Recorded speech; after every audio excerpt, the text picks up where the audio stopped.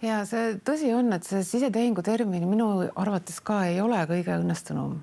Et ta tõesti seostub kohe sellise jah, mingite kurikavalate illegaalsete mahinatsioonidega. Aga teisest küljest ta vist on praeguseks siiski nii pikalt kasutusel olnud ja ära juurdunud, et ilmselt ei ole enam mõistlik hakata nüüd survestama see termini muutmist. Sisetehing, kui küsida niimoodi, et kas sisetehing on tavapärane, siis tavapärane ta siiski ei ole. Ja see ongi okei.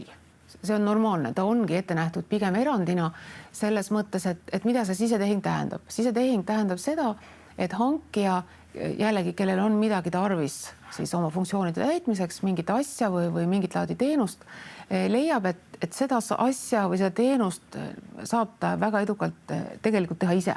Ta ei pea minema turule, ta ei pea ostma seda majast väljast. Ja?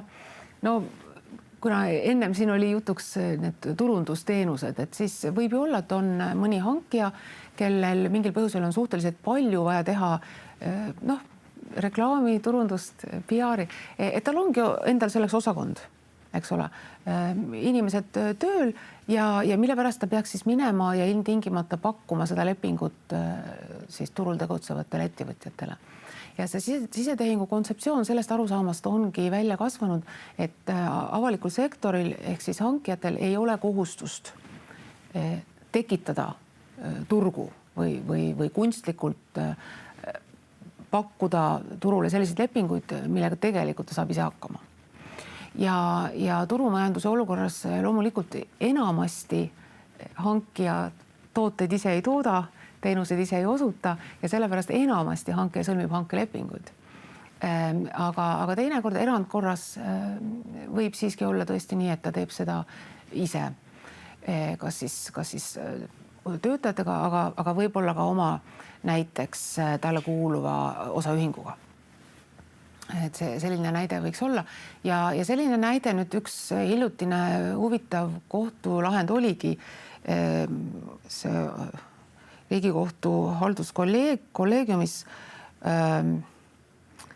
haldusasja number oli 320-13-13 ja see oli selline meeldiv kohtupraktika lugeda õigusteadlasele, et ja minu arust on ta märgiline ka väljaspool kitsalt selle sisetehingu teemat, sellepärast, et Riigikohus väga ilusti seal võttis seisukoha Euroopa Kohtu praktika tõlgendamise osas just selles mõttes, et ta süvenes sellesse Euroopa Kohtu praktikasse, mis esimesel pilgul oleks võinud viia vastupidise järelduseni, aga analüüsides seda, et seal oli tegu Itaalia õiguskorraga, kus reeglid on siiski hoopis teistsugused kui Eesti õiguskontekstis, siis Riigikohus astus sellise sammu ja ütleme, et näiliselt nagu jättis Euroopa Kohtu praktika kohaldamata. Sisuliselt sugugi mitte. Sisuliselt ta tegi igati minu hinnangul Euroopa Liidu õigusega kooskõlas oleva otsuse.